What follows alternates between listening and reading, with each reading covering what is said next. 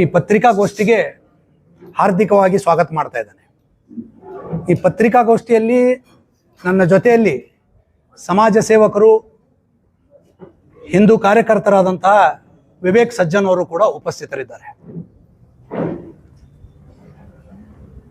ಒಂದು 5 ಪ್ರಮುಖ ಅಂಶಗಳನ್ನು ತಮ್ಮ ಮುಂದೆ ಇವತ್ತು ನಾನು ಪ್ರಸ್ತುತಪಡಿಸ್ತಾ ಇದ್ದೀನಿ. ಅದು ಆದ ನಂತರ ತಾವು ಪ್ರಶ್ನೆಯನ್ನು ಕೇಳಬೇಕಂತೇಳಿ ತಮ್ಮಲ್ಲಿ ಮನವಿಯನ್ನು ಕೂಡ ನಾನು ಮಾಡ್ಕೊತೀನಿ.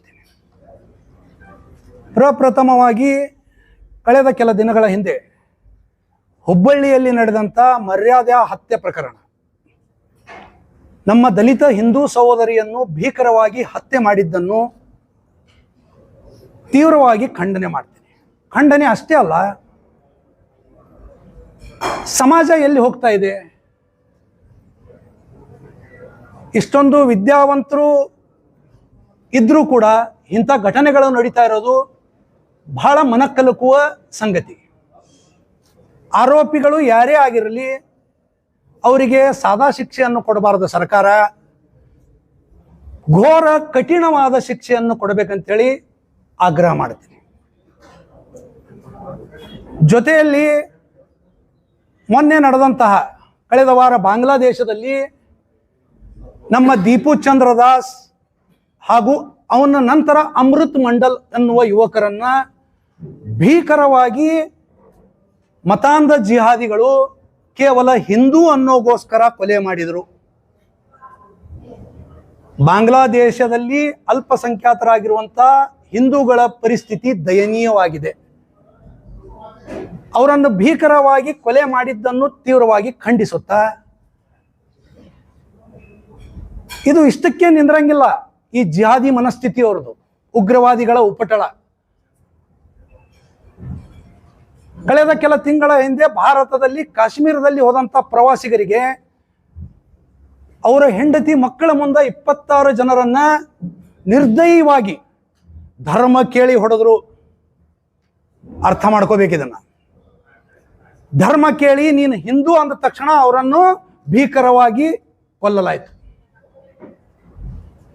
ಅದಕ್ಕಿಂತ ಇನ್ನೊಂದು ಘೋರ ದುರಂತ, ವಿದ್ಯಾವಂತ ಡಾಕ್ಟರ್ಸ್ ಜಿಹಾದಿಗಳು ದೆಹಲಿಯಲ್ಲಿ ಅಮೋನಿಯಂ ನೈಟ್ರೇಟ್ ಅನ್ನು ತಂದು ಬ್ಲಾಸ್ಟ್ ಮಾಡಿ ಅನೇಕ ಮುಗ್ಧ ರಾಷ್ಟ್ರಭಕ್ತರ ಜೀವ ತೆಗೆಯುವಂಥ ಕೆಲಸ ಮಾಡಿದರು. ಇವರು ಯಾರು ಅನ್ಪಡ್ ಅಲ್ಲ, ಕಲಿತಂಥ ಡಾಕ್ಟರ್ಸ್ಗಳು. ಎಂಥ ಭಯಾನಕ ಸ್ಥಿತಿ ಎತ್ತ ಸಾಗುತ್ತಿದೆ ನಮ್ಮ ಭಾರತ ದೇಶ. ಇವತ್ತು ಇದೇ ವಿಷಯವಾಗಿಟ್ಟುಕೊಂಡು ಇವತ್ತೇ ಬೆಳಿಗ್ಗೆ ಮಾನ್ಯ ಪ್ರಧಾನಮಂತ್ರಿಗಳಿಗೆ ಅವರ ಮುಖಾಂತರ ಭಾರತದ ಗೃಹ ಸಚಿವರಾದ ಅಮಿತ್ ಶಾ ಅವರಿಗೆ ನಾನೊಂದು ಕಂಪ್ಲೇಂಟ್ ಅನ್ನು ಮಾಡಿದ್ದೇನೆ. ಭಾರತಕ್ಕೆ ಮುಂದಿನ ದಿನಗಳಲ್ಲಿ ಕಂಪ್ಲೇಂಟ್ ಏನಪ್ಪಾ ಅಂದ್ರೆ, ಮುಂದಿನ ದಿನಗಳಲ್ಲಿ ಭಾರತವನ್ನು ರಕ್ಷಣೆ ಮಾಡುವುದು ಸುಲಭದ ಮಾತಲ್ಲ. ತಮಗೆ ಅಚ್ಚರಿ ಅನ್ನಿಸ್ಬೋದು, ಇತ್ತೀಚಿನ 2025ರ ಸೆನ್ಸಸ್ ಪ್ರಕಾರ ಚೈನಾವನ್ನು ಹಿಂದಿಕ್ಕಿ ಭಾರತ ಜನಸಂಖ್ಯೆಯಲ್ಲಿ ವಿಶ್ವದಲ್ಲೇ ನಂಬರ್ 1 ಸ್ಥಾನಕ್ಕೆ ಹೋಗಿದೆ. 146 ಕೋಟಿ ಜನಸಂಖ್ಯೆ ಇವತ್ತು ಭಾರತದ್ದಾಗಿದೆ. ಈ ಭೂಮಿ ಮೇಲೆ 232 ದೇಶದವ. ಬಹಳ ಗಂಭೀರ ವಿಷಯ ಇದೆ. 146 ಕೋಟಿ ಜನಸಂಖ್ಯೆ ಆಗಿದೆ. ಯಾವ ರೀತಿ ಕಂಟ್ರೋಲ್ ಮಾಡ್ತೀರಿ? ತಕ್ಷಣ ಪ್ರಧಾನಮಂತ್ರಿಗೆ ಬರೆದಂಥ ಒಂದು ಸಂದೇಶದಲ್ಲಿ ನಾನು ತಮಗೆಲ್ಲ ಕಾಪಿ ಕೂಡ ಹಾಕ್ತೀನಿ, ಇಂಗ್ಲೀಷ್ನಲ್ಲಿ ಅವ್ರಿಗೆ ಟೈಪ್ ಮಾಡಿ ಬರೆದಿದ್ದೀನಿ. ತಕ್ಷಣ ಜನಸಂಖ್ಯಾ ನಿಯಂತ್ರಣ ಕಾಯ್ದೆಯನ್ನು ಜಾರಿ ಮಾಡಬೇಕು. ಪಾಪ್ಯುಲೇಷನ್ ಕಂಟ್ರೋಲ್ ಬಿಲ್ ಜಾರಿ ಆಗಬೇಕು. ಅದರ ಜೊತೆಗೆ ಯೂನಿಫಾರ್ಮ್ ಸಿವಿಲ್ ಕೋಡ್ ಅನ್ನ ತಕ್ಷಣ ಜಾರಿ ಮಾಡಬೇಕಂತೇಳಿ ಇವತ್ತು ಆಗ್ರಹ ಮಾಡಿ ಪ್ರಧಾನಮಂತ್ರಿಗಳ ಮುಖಾಂತರ ಹೋಮ್ ಮಿನಿಸ್ಟರ್ಗೂ ಕೂಡ ನಾನೊಂದು ದೂರನ್ನು ಸಲ್ಲಿಸಿದ್ದೇನೆ.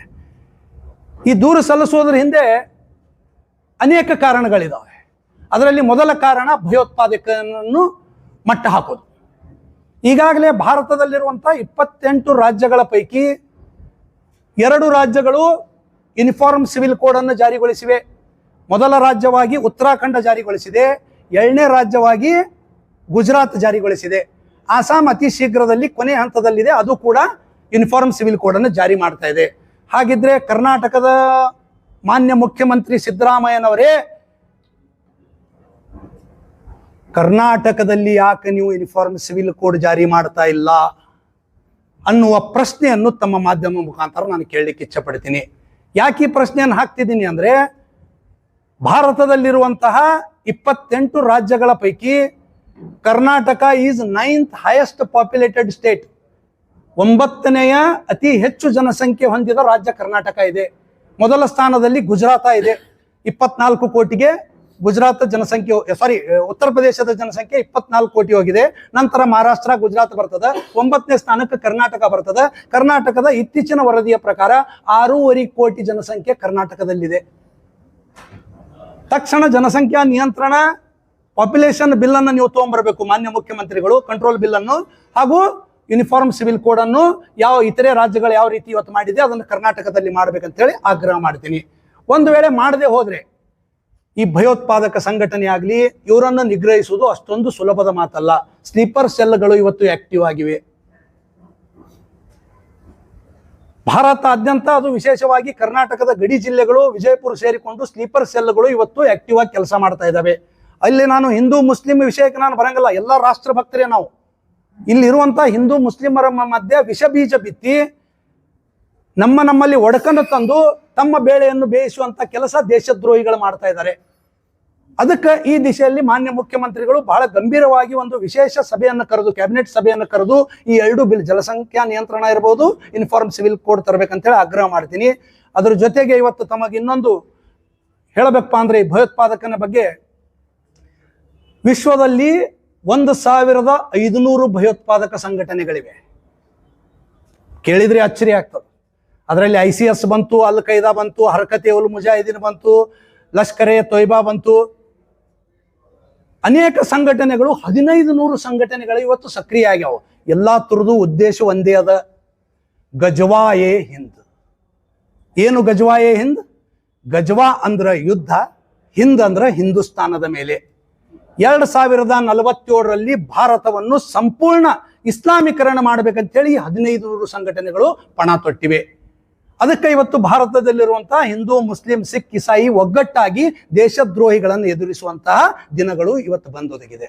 ಕೇವಲ ಸರ್ಕಾರ, ಪೊಲೀಸ್ ಇಲಾಖೆ, ಮಿಲಿಟರಿ ಮಾಡುವಂತ ಕೆಲಸ ಅಲ್ಲ, ಇಲ್ಲಿಯ ಜನತೆ ಕೂಡ ಜಾಗೃತ ಆಗಬೇಕಾಗಿದೆ. ಅದಕ್ಕೆ ನಾನು ಒಂದು ಸರ್ಕಾರಕ್ಕೆ, ಕೇಂದ್ರ ಸರ್ಕಾರಕ್ಕಿರ್ಬೋದು, ರಾಜ್ಯ ಸರ್ಕಾರಕ್ಕಿರ್ಬೋದು ಆಗ್ರಹ ಮಾಡ್ತೀನಿ. ಏನು ಭಯೋತ್ಪಾದಕ ಚಟುವಟಿಕೆಗಳನ್ನು ನಡೆಸುವಂತ ದೇಶದ್ರೋಹಿಗಳದಾರಲ್ಲ, ಉಗ್ರವಾದಿಗಳು, ಅವರನ್ನು ಯಾವಾಗ ನೀವು ಎನ್ಕೌಂಟರ್ ಮಾಡ್ತೀರಿ, ಅವರಿಗೆ ಗೌರವಿತವಾಗಿ ಅವರ ಮರಣದ ಕ್ರಿಯೆಗಳನ್ನು ಮುಗಿಸ್ಬೇಡ್ರಿ, ಅಂತಿಮ ಕ್ರಿಯೆಗಳನ್ನು ಮುಗಿಸ್ಬೇಡ್ರಿ. ಆ ಯಾವ ಜಿಹಾದಿಗಳು, ಉಗ್ರವಾದಿಗಳು ದೇಶದ್ರೋಹಿ ಕೆಲಸ ಮಾಡಿ ಎನ್ಕೌಂಟರ್ ಆಗ್ತಾರೋ ಅವರ ಹೆಣವನ್ನು ಹುಗಿದು ಅದರ ಮೇಲೆ ಸಾರ್ವಜನಿಕ ಶೌಚಾಲಯ ಕಟ್ಟುವಂತ ಕೆಲಸ ಆಗಬೇಕು. ಅಂದಾಗ ಮಾತ್ರ ಬರುವಂತ ಭಯೋತ್ಪಾದಕರಿಗೆ ಭಯ ಹುಟ್ಟುತ್ತದೆ.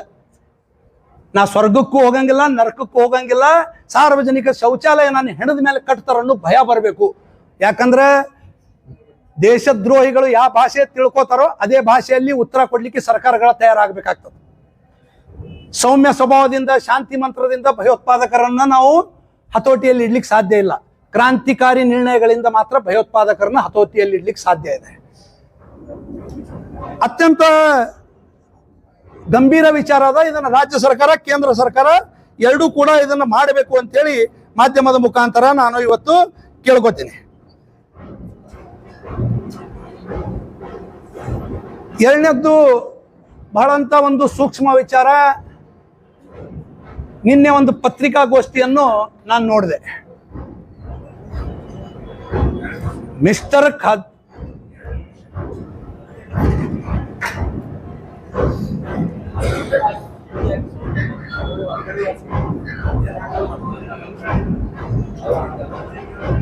ಆರೋಪ ನಮ್ಮ ಮೇಲೆ ಒಬ್ಬ ಮನುಷ್ಯ ಮಾಡ್ದ. ಅದರದ ಸ್ಪಷ್ಟೀಕರಣ ಕೂಡ ಇವತ್ತು ನಾನು ಅನಿವಾರ್ಯವಾಗಿ ಕೊಡಲೇಬೇಕಾಗ್ತದೆ. ಒಂದು ಸರ್ಕಾರದ ಸಾಂವಿಧಾನಿಕ ಹುದ್ದೆಯ ಮೇಲಿರುವಂತ ಮಿಸ್ಟರ್ ಖಾದ್ರಿ, ಮೊದಲು ನೀನು ವಿಜಯಪುರ ಜಿಲ್ಲೆ ಹಾಗೂ ರಾಜ್ಯದ ಜನತೆ ಕ್ಷಮೆ ಕೇಳಬೇಕು. ಒಂದು ಹುದ್ದೆಯಲ್ಲಿ ಇದ್ದುಕೊಂಡು ಯಾವ ರೀತಿ ಮಾಧ್ಯಮದ ಮಿತ್ರರ ಮುಂದೆ ನೀನು ಅಗೌರವವಾಗಿ ಅವಾಚ್ಯ ಶಬ್ದಗಳನ್ನ ಅಸಂಬದ್ಧವಾಗಿ ಮಾತನಾಡ್ತಿ ಅನ್ನೋದ್ರ ಬಗ್ಗೆ ನೀನು ಕ್ಷಮೆ ಕೇಳಬೇಕಂತೇಳಿ ಆಗ್ರಹಿಸ್ತೀನಿ. ಸಾಮಾನ್ಯ ಜ್ಞಾನರೇ ಬೇಕಲ್ಲ ಮನುಷ್ಯಾಗ. ಮಿಸ್ಟರ್ ಖಾದ್ರಿ, ನಿನ್ನೆ ನೀನು ಮಾತನಾಡ್ತಾ ನನ್ನ ರಾಷ್ಟ್ರಭಕ್ತಿಯ ಬಗ್ಗೆ ಪ್ರಶ್ನೆ ಎತ್ತಿದೀಯ. ರಾಷ್ಟ್ರದ್ರೋಹಿ ಅನ್ನೋ ಮಾತುಗಳನ್ನು ಕೂಡ ನೀನು ಆಡಿದೀಯ. ನೀ ಯಾವ ಭಾಷೆ ಮಾತಾಡ್ತೀಯೋ ಅದೇ ಭಾಷೆದಾಗೂ ನನಗೂ ಮಾತಾಡ್ಲಿಕ್ಕೆ ಬರ್ತದೆ. ಆದ್ರೆ ನನಗೆ ನನ್ನ ಹಿಂದೂ ಸಂಸ್ಕೃತಿ ಅಂಥ ಸಂಸ್ಕಾರ ನನಗೆ ಕಲಿಸಿಲ್ಲ. ಎದರಾ ಬದ್ರಾ ಬಂದು ನಿಂತು ಮಾತಾಡಂದ್ರೆ ನೀ ಹೇಳಿದ ಜಾಗನಾಗೆ ಬರ್ತೀನಿ, ನೀ ಹೇಳಿದ ಟೈಮ್ನಾಗೆ ಬರ್ತೀನಿ. ಜಗ ಬಿ ತೇರಿ ಹೋಗಿ ವಕ್ತ್ ಬಿ ತೇರಾ ಹೋಗ, ವಾದ ಮೇರಾ ಹೋಗ, ಸವಾಲ್ ಮೇರಾ ಹೋಗ. ನನಗೇನು ಚಾಲೆಂಜ್ ಹಾಕ್ತೀವ ನೀನು? ನೈಜ ಹಿಂದುತ್ವವಾದಿ ಅದೀನಿ ನಾನು, ಒಬ್ಬ ರಾಷ್ಟ್ರೀಯವಾದಿ ಹಿಂದುತ್ವವಾದಿ ಅದೀನಿ. ಕಂಜಿ ಬಿಂಜಿ ಅಂತ ತಿಳ್ಕೊಂಡ್ಯಾನ? ಯಾರಿಗಾರೆ ಮಾತಾಡ್ದಂಗ ನನಗೆ ಹಗರಿಗೆ ಮಾತಾಡ್ತೀನಿ? ಯಾವ ಉದ್ದೇಶಕ್ಕಾಗಿ ನೀ ಮಾತಾಡ್ದೇವ? ಬಾಯದಂತ ಏನು ಬೇಕಾದ ಮಾತಾಡ್ತಿ? ಒಬ್ಬ ಹಿಂದೂ ಹೋರಾಟಗಾರರಿಗೆ, ಹಿಂದೂ ಕಾರ್ಯಕರ್ತರಿಗೆ ಮಾತಾಡೋದು ಅಷ್ಟೇ ಅಲ್ಲ, ಸವಾಲ್ ಹಾಕ್ತೀನಿ. ನೀನು ರಾಘು ಅಣ್ಣಿಗರಿಗೆ ಸವಾಲ್ ಹಾಕ್ತಾನತ್ತ. ನೀ ಯಾರು ನನಗೆ ಸವಾಲ್ ಹಾಕವ? ನೈತಿಕತೆ ಅದ ನಿನಗೆ? ಮಾನ ಮರ್ಯಾದೆ ಅದ? ನಿನ್ನಂಥವ್ರು ಎಷ್ಟೋ ಮಂದಿನ ನೋಡಿನಿ ನಾನು. ಹಿಂದೂ ನೋಡಿನಿ, ಈಗೂ ನೋಡ್ಲಾಕತ್ತೀನಿ, ಮುಂದೆ ಬರುವಂಥ ಸಂದರ್ಭದಲ್ಲೂ ನೋಡ್ತೀನಿ. ಅಂತ ಎಲ್ಲರಿಗೂ ನಾನು ಕಾನೂನಾತ್ಮಕವಾಗಿಯೇ ಉತ್ತರ ಕೊಡ್ತೀನಿ, ಬರುವಂಥ ದಿನಗಳಲ್ಲೂ ಕೊಡ್ತೀನಿ. ಈ ಎಲ್ಲ ಮುರುಗಿ ಧಮಕಿಗೆ ಅಂಜು ವ್ಯಕ್ತಿ ರಾಘು ಅಣ್ಣಿಗಿರಿ ಅಲ್ಲ, ಮಿಸ್ಟರ್ ಖಾದ್ರಿ. ನಿನ್ನ ಎಲ್ಲ ಅಲ್ಲೇ ಇಟ್ಕೋ. ಯಾರನ್ನು ಉದ್ದೇಶಿಸಿ ಮಾತಾಡ್ತಿ? ಎದಕ್ಕೆ ಮಾತಾಡ್ತಿ? ಕಡಿತದ. ಕಳೆದ ಬಾರಿ ಪತ್ರಿಕಾಗೋಷ್ಠಿಯಲ್ಲಿ ಹಿಂದೂ ಹೆಣ್ಣು ಮಕ್ಕಳ ಬಗ್ಗೆ ಮಾತಾಡ್ತಿ, ಅನೇಕ ಮಹನೀಯರ ಬಗ್ಗೆ ಮಾತಾಡ್ತಿ. ಯಾಕಪ್ಪ? ಹಿಂದೂ ಹೆಣ್ಣು ಮಕ್ಕಳ ಬಗ್ಗೆ ಮಾತಾಡಿದ್ರೆ ಕೇವಲ ಒಂದು ಮನೆ ಹೆಣ್ಣು ಮಕ್ಕಳಿಗಲ್ಲ, ಇಡೀ ಹಿಂದೂ ಸಮಾಜಕ್ಕೆ ಮಾತಾಡಿದಿ. ಅವಾಗೂ ಇರ್ಲಿ ಬಿಡ್ರಿ, ಏನೋ ಹಿಂದಿಲ್ ನಾಳೆ ತಿದ್ಕೋತಾರ ಅಂತೇಳಿ ನಾವು ನೋಡಿದೀವಿ. ಮಾತಾಡ್ತಾ ಅಷ್ಟೇ ಅಲ್ಲ, ನಮ್ಮ ಭಗವದ್ಗೀತೆಯ ಶ್ಲೋಕಗಳನ್ನು ಹೇಳ್ತಾನ, ಅದು ತಪ್ಪು ಹೇಳೋದು. ಅಲ್ಲಿ ಹಿಂದೂ ಭಗವದ್ಗೀತೆಗೆ ನೀ ಅಪಮಾನ ಮಾಡಲಿಕ್ಕೆ ಮಾಧ್ಯಮದ ಮುಂದೆ ಅಸಹ್ಯ ಮಾಡ್ತೀನಿ. ನಮ್ಮ ಭಗವದ್ಗೀತೆಗೆ ಯತ್ರ ನಾರ್ಯಸ್ತು ಪೂಜಂತೆ ರಮಂತೆ ತತ್ರ ದೇವತಃ ಹೇಳ್ತಾರ, ಅದನ್ನು ತಪ್ಪು ಹೇಳ್ತಾನ ಅವನು. ಅವ್ನು ಹೇಳಿದ್ದು ನಾನು ಹೋಗ್ಲಿಕ್ಕೆ ಹೋಗಂಗಿಲ್ಲ. ಮಿಸ್ಟರ್ ಖಾದ್ರಿ, ಇದ್ರ ಅರ್ಥವೇ ಗೊತ್ತದ ನಿನಗೆ? ಯತ್ರ ನಾರ್ಯಸ್ತು ಪೂಜಂತೆ ರಮಂತೆ ತತ್ರ ದೇವತಃ ಅಂದ್ರೆ ಎಲ್ಲಿ ನಾರಿಯರನ್ನು ಪೂಜೆ ಮಾಡ್ತಾರೋ ಅಲ್ಲಿ ದೇವತೆಗಳು ನೆಲೆಸಿರ್ತಾರೆ ಅನ್ನೋದು ಇದರ ಅರ್ಥ. ಅದನ್ನು ಬಿಟ್ಟು ಅಸಂಬದ್ಧವಾಗಿ ನಮ್ಮ ಶ್ಲೋಕಗಳ ಬಗ್ಗೆ ಮಾಧ್ಯಮದ ಮುಂದೆ ನೀನು ತಪ್ಪಾಗಿ ನುಡಿದು, ಕನ್ನಡದಲ್ಲಿ ಕೂಡ ಸರಿಯಾಗಿ ಮಾತನಾಡಂಗಿಲ್ಲ, ಕನ್ನಡಕ್ಕೂ ಅಪಮಾನ ಮಾಡ್ತಿ, ನಮ್ಮ ಗೀತೆಗೂ ಅಪಮಾನ ಮಾಡ್ತಿ. ಯದಾ ಯದಾ ಈ ಧರ್ಮಸ್ಯ ಅಂತ ಇವನು ಬಾಯಿಲೆ ಅಬಾಬಾಬಾಬಾಬಾಬಾಬಾ, ಹೆಣ್ಣು ಮಕ್ಕಳನ್ನ ಬಾಯಿಗೆ ಬಂದಂಗೆ ಬೈತಿ, ಅವಾಚ್ಯ ಶಬ್ದಗಳನ್ನು ಉಪಯೋಗ ಮಾಡ್ತಿ, ಅಸಂವಿಧಾನಗಳ ಪದಗಳನ್ನು ಉಪಯೋಗ ಮಾಡ್ಕೋತಿ. ಇದೇ ಒಂದು ಸಲ ಮಾತಾಡಿ, ಯದಾ ಯದಾ ಈ ಧರ್ಮಸ್ಯ ಗ್ಲಾನಿರ್ಭವತಿ ಭಾರತ ಅಭ್ಯುತ್ಥಾನಮ ಧರ್ಮಸ್ಯ ತದಾತ್ಮಾನಂ ಸೃಜಾಮ್ಯಹಂ ಪರಿತ್ರಾಣಾಯ ಸಾಧೂನಾಂ ವಿನಾಶಾಯ ಚ ದುಷ್ಕೃತಾಂ ಧರ್ಮ ಸಂಸ್ಥಾಪನಾರ್ಥಾಯ ಸಂಭವಾಮಿ ಯುಗೆ ಯುಗೆ. ಇದನ್ನ ಹೇಳಲಿಕ್ಕೆ ಬರಲಿಲ್ಲ ಅಂದ್ರೆ ಯಾಕೆ ಹೇಳಿದ್ವೋ? ನೀವು ಓದ ಪ್ರೆಸ್ ಮೀಟ್ನಾಗ ಓದಿಸುದಕ್ಕೆ ಹೇಳಲಿಕ್ಕೆ ಬರಂಗಲ್ಲ, ಮೊಬೈಲ್ ನೋಡಿ. ಎಂಥ ದುರ್ದೈವ! ಹಿಂದೂ ಧರ್ಮಕ್ಕೆ ಭಗವದ್ಗೀತೆಗೆ ಅಪಮಾನ ಮಾಡ್ಲಿಕ್ಕೆ ನಾಟಕ ನಡೆಸಿ ಇದು. ಮತ್ತು ನನಗೆ ಅವ್ರ ಬಗ್ಗೆ ಗೌರವ ಅದ, ಇವ್ರ ಬಗ್ಗೆ ಗೌರವ ಅದ, ಹೆಣ್ಣು ಮಕ್ಕಳ ಬಗ್ಗೆ ಗೌರವ ಅದ. ಇತ್ತಂದ್ರೆ ಇಂಥವ್ ನೀವು ಮಾತಾಡ್ತಿದ್ದಿದ್ದಿಲ್ಲ. ಇದೇ ಒಂದು ಸಲ ನನ್ನ ರಾಷ್ಟ್ರಭಕ್ತಿಯ ಬಗ್ಗೆ ನೀನು ಮಾತಾಡಿದಿ. जिस भाषा में तू समझता उसी भाषा में मैं भी जवाब दे सकता हूं. कीचड़ है करके पत्थर फेंकना छोड़ दिया मैंने. अगली बार मुंह को पट्टी बांध के फेंकने की जरूरत पड़ेगी, याद रख. ಸುಮ್ ಕೂಡ್ತಾರ, ಬೊಗಳ್ತಾವ, ಏನ್ ಮಾಡಿದ್ರು ಅಂತೇಳಿ ಸುಮ್ ಕೂಡ್ತಾರ ತಿಳ್ಕೊಬೇಡ. ನನ್ನಂಗ ಪ್ರತಿಯೊಬ್ಬ ಹಿಂದೂ ಕಾರ್ಯಕರ್ತ ತಯಾರದಾನ. ನನ್ನ ರಾಷ್ಟ್ರಭಕ್ತಿ ಬಗ್ಗೆ ನೀ ಏನು ಮಾತಾಡ್ತೀವೋ? ಎದಕ್ಕೆ ಮಾತಾಡ್ದಿ? ನನ್ನ ಹೆಸರು ತಗೊಳ್ಳುವಂತ ಔಚಿತ್ಯವಾದ್ರೂ ಏನಿತ್ತು ನಿನಗೆ? ನಾನು ಎಲ್ಲಾದ್ರೂ ಅವನ ಬಗ್ಗೆ ಮಾತಾಡಿದ್ದ 5 ವರ್ಷ? ನಾನೊಬ್ಬ ಹಿಂದೂ ಆಗಿ ಹುಟ್ಟಿದ್ದೀನಿ, ಹಿಂದೂ ಆಗಿ ಜೀವನ ಮಾಡ್ತೀನಿ. ಮಿಸ್ಟರ್ ಖಾದ್ರಿ ಕೇಳ್ಕೊ, ಹಿಂದೂ ಆಗೇ ಹುಟ್ಟಿನಿ, ಹಿಂದೂ ಆಗಿ ಜೀವನ ಮಾಡ್ತೀನಿ, ಹಿಂದೂ ಆಗಿ ಹೋರಾಡ್ತೀನಿ, ಹಿಂದೂ ಆಗೇ ಸಾಯ್ತೀನಿ. I am a pure Hindu nationalist. ಇದರ ಅರ್ಥ ನಾನು ಇನ್ನೊಂದು ಧರ್ಮವನ್ನ ಹೀಯಾಳಿಸಿ ಮಾತನಾಡಂಗಿಲ್ಲ. ಎಲ್ಲಾ ಧರ್ಮದವರು ನನ್ನ ಸಹೋದರರೇ ಅಂತ ಸ್ವಾಮಿ ವಿವೇಕಾನಂದರು, ಬಸವಣ್ಣವರು, ಡಾಕ್ಟರ್ ಬಾಬಾ ಸಾಹೇಬ್ ಅಂಬೇಡ್ಕರ್ ಮಾರ್ಗದರ್ಶನದಲ್ಲಿರುವಂತ ಹಿಂದುತ್ವವನ್ನು ನಾನು ಪಾಲಿಸ್ತೀನಿ. ನನಗೆ ವ್ಯಕ್ತಿಗಿಂತ ಧರ್ಮ ಮುಖ್ಯ, ಧರ್ಮದಕ್ಕಿಂತ ದೇಶ ಮುಖ್ಯ. ನಿನಗೇನದ ಅದು ಹೇಳು. ನನಗೆ ಇವತ್ತು ನನ್ನ ಧರ್ಮ ಗ್ರಂಥದಕ್ಕಿಂತ ಬಾಬಾ ಸಾಹೇಬ್ ಅಂಬೇಡ್ಕರ್ ಅವರ ಪವಿತ್ರ ಸಂವಿಧಾನ ಗ್ರಂಥ ಮುಖ್ಯ. ನನಗೆ ನೀ ರಾಷ್ಟ್ರಭಕ್ತಿ ಕಲಿಸ್ಲಿಕ್ಕೆ ಹೋಗ್ತೀಯ? ಮಿಸ್ಟರ್ ಖಾದ್ರಿ, ಕೊನೆ ಬಾರಿ ಹೇಳ್ತಾ ಇದ್ದೀನಿ, this is the first and last time. ತಿದ್ದುಕೊಂಡು ಚಲೋ ಅದ, ಇಲ್ಲ ನಿನ್ನ ಭಾಷೆಯೊಳಗೆ ನಾನು ಉತ್ತರ ಕೊಡ್ತೀನಿ. ಅದಕ್ಕೆ ಜಾಸ್ತಿ ಹೆಚ್ಚಿಗೆ ಅವನ ಬಗ್ಗೆ ನಾನು ಮಾತನಾಡ್ಲಿಕ್ಕೆ ಹೋಗಂಗಿಲ್ಲ. ಇನ್ನು ಕೊನೆಯದಾಗಿ ನಾನು ಇನ್ನೊಂದು ಬಹಳ ಮುಖ್ಯ ವಿಚಾರಕ್ಕೆ ಬರ್ತೀನಿ. ನಾಳೆ ಐತಿಹಾಸಿಕ ವಿಜಯಪುರ ಜಿಲ್ಲೆಯ ಬಬಲೇಶ್ವರ ಗ್ರಾಮದಲ್ಲಿ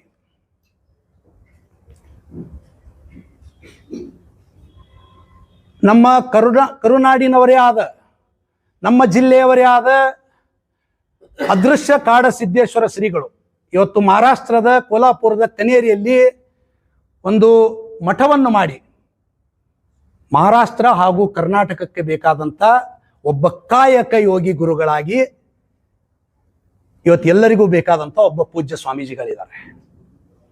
ಅವರ ಒಂದು ನಿರ್ಬಂಧನೆಯನ್ನು ಜಿಲ್ಲೆಗೆ ಹೇರಿದ್ದಂಥದ್ದು ನಾವು ಈಗಾಗಲೇ ವಿರೋಧ ಮಾಡಿದ್ದೀವಿ. ಬಹಳ ಅಕ್ಷರಶಃ ಅದನ್ನು ತಪ್ಪು ಮಾಡುತ್ತೆ ಸರ್ಕಾರ. ಅದನ್ನು ಮಾಡಬಾರ್ದಾಗಿತ್ತು. ನಿರ್ಬಂಧನೆ ಯಾರ ಮೇಲೆ ಮಾಡಬೇಕಾಗಿತ್ತಪ್ಪ ಅಂದ್ರೆ, ಯಾರು ಹಿಂದೂ ದೇವಿ ದೇವತೆಗಳನ್ನು ಅವಮಾನಿಸಿದ್ರಲ್ಲ, ನಮ್ಮ ಶಿವಪಾರ್ವತಿ, ಗಣೇಶ, ವೀರಭದ್ರ, ರಾಮ, ಸೀತೆಯನ್ನು ಅಪಮಾನಿಸಿದ್ರಲ್ಲ, ಅವ್ರನ್ನ ನಮ್ಮ ಕರ್ನಾಟಕ ಸರ್ಕಾರ ಇವತ್ತು ಕರ್ನಾಟಕದಿಂದ ನಿರ್ಬಂಧನೆ ಮಾಡಬೇಕಾಗಿತ್ತು. ದುರದೃಷ್ಟವಶಾತ್ ಕಾಯಕ ಯೋಗಿ ಸಾವಯವ ಕೃಷಿಯನ್ನು ಇವತ್ತು ರೈತರಿಗೆ ತಿಳಿಸಿಕೊಟ್ಟು ಅನೇಕ ರೈತರಿಗೆ ಇವತ್ತು ಫಲವನ್ನು ನೀಡಿದಂತಹ ಕಾಡಸಿದ್ದೇಶ್ವರ ಶ್ರೀಗಳು, ಹಿಂದೂ ಧರ್ಮದ ಪ್ರಚಾರಕರು, ಪ್ರಖರ ಹಿಂದುತ್ವವಾದಿಗಳು, ಗೋಮಾತೆಯ ರಕ್ಷಕರು, ಅನೇಕ ಸಾವಿರಾರು ಬಡ ಯುವಕ ಯುವತಿಯರಿಗೆ ಶಿಕ್ಷಣ ಕೊಡೋದರೊಂದಿಗೆ ವಸತಿ ಊಟವನ್ನು ನೀಡುತ್ತಿರುವಂತಹ ಒಬ್ಬ ಮಹಾದಾನಿ. ಅಷ್ಟೇ ಅಲ್ಲ, ವಯೋವೃದ್ಧರನ್ನು ಕೂಡ ಇವತ್ತು ತಮ್ಮ ಕನೇರಿ ಮಠದಲ್ಲಿ ಇಟ್ಟು ಅವರನ್ನು ಪೋಷಿಸುತ್ತಿರುವಂತಹ ಸ್ವಾಮಿಗಳು. ಬಹಳ ಮಹತ್ವವಾದಂಥದ್ದು. ಅನೇಕ ಹಿಂದೂ ಧರ್ಮಗಳು ಇವತ್ತು ಇಸ್ಲಾಂ ಧರ್ಮಕ್ಕೆ ಮತಾಂತರ ಆಗಿದ್ರು. ಅವರನ್ನು ಇವತ್ತು ಮರಳಿ ಮಾತ್ರ ಧರ್ಮ ಹಿಂದೂ ಧರ್ಮಕ್ಕೆ ಕರ್ಕೊಂಡು ಬರುವಂತ ಒಬ್ಬ ವೀರ ಸನ್ಯಾಸಿ ಅದೃಶ್ಯ ಕಾಡಸಿದ್ದೇಶ್ವರ ಸ್ವಾಮೀಜಿಗಳು. ಅವರ ಕುರಿತಾಗಿ ನಾಳೆ ಕಾರ್ಯಕ್ರಮ ಬಬಲೇಶ್ವರದಲ್ಲಿ ಒಂದು ಐತಿಹಾಸಿಕ ಕಾರ್ಯಕ್ರಮ, ಬಸವಾದಿ ಶರಣರ ಹಿಂದೂ ಉತ್ಸವ ನಡೀತಾ ಇದೆ. ಆ ಉತ್ಸವಕ್ಕೆ ನಾನು ಹೋಗ್ತಾ ಇದ್ದೀನಿ. ಜಿಲ್ಲೆಯ ಅನೇಕ ಹಿಂದೂ ಸಂಘಟನೆಗಳ ಕಾರ್ಯಕರ್ತರು, ನಮ್ಮ ಹಿಂದುತ್ವವಾದಿಗಳು, ಪಕ್ಷಾತೀತವಾಗಿ ಜಾತ್ಯತೀತವಾಗಿ ಎಲ್ಲ ರಾಷ್ಟ್ರ ಭಕ್ತರು ಆ ಒಂದು ಅಭೂತಪೂರ್ವ ಕಾರ್ಯಕ್ರಮಕ್ಕೆ ಭಾಗವಹಿಸಬೇಕಂತೇಳಿ ನಾನು ತಮ್ಮ ಮಾಧ್ಯಮದ ಮುಖಾಂತರ ಜಿಲ್ಲೆಯ ಸಮಸ್ತ ರಾಷ್ಟ್ರಭಕ್ತ ಹಿಂದೂಗಳಲ್ಲಿ ಕೇಳ್ಕೊತೀನಿ. ನಾಳೆ ಕಾರ್ಯಕ್ರಮ ಬಬಲೇಶ್ವರದಲ್ಲಿದೆ. ಆ ಕಾರ್ಯಕ್ರಮಕ್ಕೆ ಈಗಲೂ ಕೂಡ ನಾವು ಈಗಾಗಲೇ ಒಂದು 3 ಸಭೆಗಳಿಗೆ ನಾನು ಅಟೆಂಡ್ ಆಗಿದ್ದೀನಿ. ಮೊದಲ ಸಭೆ ಬೆಳಗಾವಿಯಲ್ಲಿ ನಡೀತು. ಅದಾದ ನಂತರ ಇನ್ನೊಂದು ಸಭೆ ವಿಜಯಪುರದಲ್ಲಿ ನಡೀತು. ಮತ್ತೊಂದು ಸಭೆ ಮೊನ್ನೆ ಬಬಲೇಶ್ವರದಲ್ಲಿ ನಡೀತು. ಈಶ್ವರಪ್ಪನವ್ರು ಬಂದಂಥ ಸಂದರ್ಭದಲ್ಲಿ, ಆ ಸಂದರ್ಭದಲ್ಲೂ ಕೂಡ ನಾನು ಹೋಗಿದ್ದೆ. ಇವತ್ತು ಮತ್ತೆ ಅಲ್ಲಿ ಹೋಗ್ತಾ ಇದ್ದೀನಿ. ನಾಳಿನ ಕಾರ್ಯಕ್ರಮದ ಇದು. ಅದಕ್ಕೆ ಇದೊಂದು ಯಾವುದೇ ವ್ಯಕ್ತಿಯ ವಿರುದ್ಧ ನಡೆಯುತ್ತಿರುವಂಥ ಸಭೆ ಅಲ್ಲ, ಯಾವುದೇ ಪಕ್ಷದ ವಿರುದ್ಧ ನಡೆಯುತ್ತಿರುವಂಥ ಸಭೆ ಅಲ್ಲ. ಇದೊಂದು ಹಿಂದೂ ಶಕ್ತಿ ಸಂಗಮ, ಬಸವಾದಿ ಶರಣರ ಒಂದು ಹಿಂದೂ ಶಕ್ತಿ ಸಂಗಮ. ಅದಕ್ಕೆ ಪೂಜ್ಯ ಕನೇರಿ ಶ್ರೀಗಳಿಗೆ ನೀವು ನಿರ್ಬಂಧನೆ ತೆರೆಯಾಗಿದೆ, ನೀವು ಬರಬೇಕಂತೇಳಿ ಎಲ್ಲ ಮಠಾಧೀಶರು, ಇನ್ನೊಂದು ವಿಷಯ ಗೊತ್ತಿರಲಿ, 300ಕ್ಕೂ ಅಧಿಕ ಮಠಾಧೀಶರು ನಾಳಿನ ಸಭೆಯಲ್ಲಿ ಭಾಗವಹಿಸ್ತಾ ಇದ್ದಾರೆ. 2,000ಕ್ಕೂ ಅಧಿಕ ಮಹಿಳೆಯರು ಕುಂಭದೊಂದಿಗೆ ಕುಂಭ ಒಂದು ಕಾರ್ಯಕ್ರಮದಲ್ಲಿ ಭಾಗವಹಿಸ್ತಾ ಇದ್ದಾರೆ. ಅಷ್ಟೇ ಅಲ್ಲ, ಅಂದಾಜು ಒಂದು 25,000 ಜನ ಕನಿಷ್ಠ ಆದರೂ ಸೇರ್ತಾರನ್ನೋ ಒಂದು ನಂಬಿಕೆ ನಮಗಿದೆ. ನಾನಂತ ಇದ್ದೀನಿ, ಜಿಲ್ಲೆಯಿಂದ ಇನ್ನೂ ಹೆಚ್ಚು ಜನ ಬಂದು ಅದಕ್ಕಿಂತ ಒಂದು ಸಹಸ್ರಾರು ಸಂಖ್ಯೆಯಲ್ಲಿ ಬಂದು ಒಂದು ಅಭೂತಪೂರ್ವ ಕಾರ್ಯಕ್ರಮ ಇದಾಗಲಿ ಅಂತೇಳಿ ಎಲ್ಲರಿಗೂ ನಾನು ಈ ಕಾರ್ಯಕ್ರಮಕ್ಕೆ ಯಾವುದೇ ಊಹಾಪೋಹಗಳಿಗೆ, ಸುಳ್ಳು ಸುದ್ದಿಗಳಿಗೆ ಕಿವಿ ಕೊಡದೆ, ಅದಕ್ಕೆ ಎಲ್ಲರೂ ಈ ಕಾರ್ಯಕ್ರಮದಲ್ಲಿ ಸಮಸ್ತ ಹಿಂದೂವಾದಿಗಳು, ರಾಷ್ಟ್ರಭಕ್ತರು ಆಗಮಿಸಬೇಕಂತೇಳಿ ತಮ್ಮಲ್ಲಿ ಕೇಳ್ಕೊತಾ ಇದ್ದೀನಿ. ತಮ್ಮ ಪ್ರಶ್ನೆಗಳು ಏನಾದರೂ ಇದ್ರೆ ಕೇಳಬಹುದು.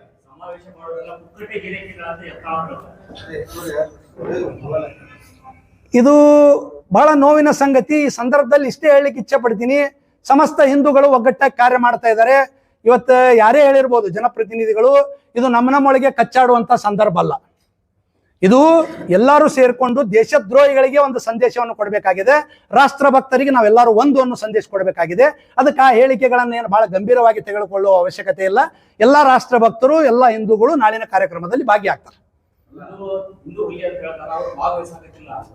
ಅದರ ಬಗ್ಗೆ ಅವ್ರನ್ನೇ ಕೇಳಬೇಕು. ಅವ್ರು ಭಾಗವಹಿಸ್ತಾರೋ ಇಲ್ಲೋ ಅನ್ನೋದ್ರ ಬಗ್ಗೆ ನಾನು ಹೇಳೋದು ತಪ್ಪಾಗ್ತದೆ. ಅದರ ಬಗ್ಗೆ ಅವರೇ ಉತ್ತರ ಕೊಡೋದು ಸೂಕ್ತ ಅಂತ ನಾನು ಅನ್ಕೋತೀನಿ.